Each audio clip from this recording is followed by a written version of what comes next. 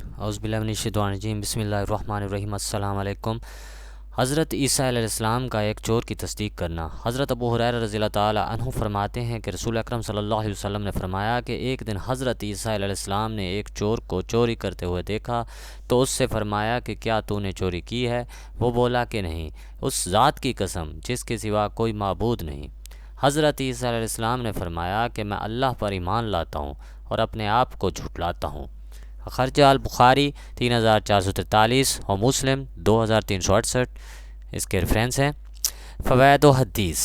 امام نووی رحمۃ اللہ علیہ شرح مسلم 15507 مرتبہ دار الخیر میں فرماتے ہیں کہ قاضی ایاز کا قول ہے کہ حضرت عیسیٰ علیہ السلام کی بات کا ظاہری مفہوم یہ ہے کہ میں اس شخص کی تصدیق کرتا ہوں جو اللہ تعالیٰ کی قسم کھاتا ہے، اس کے ظاہری حال سے جو کچھ مجھے معلوم ہوا ہے اس کی تکذیب یعنی تردید کرتا ہوں، کیونکہ ممکن ہے کہ اس نے ایسا مال لیا ہو جس میں اس کا حق متعلق ہو، یا مالک کی اجازت سے لیا ہو، یا اس کا مقصد غضب کرنا اور چھیننا نہ ہو، یا مطلب یہ ہے کہ اس کی ظاہری حالت سے آپ علیہ السلام کو معلوم ہوا ہو کہ اس نے کچھ اٹھایا ہے، لیکن جب وہ خدا تعالیٰ کی قسم کھا بیٹھا کہ اس نے چوری نہیں کی تو آپ نے اپنا گمان ساکت کر کے اس سے رجوع کر لیا۔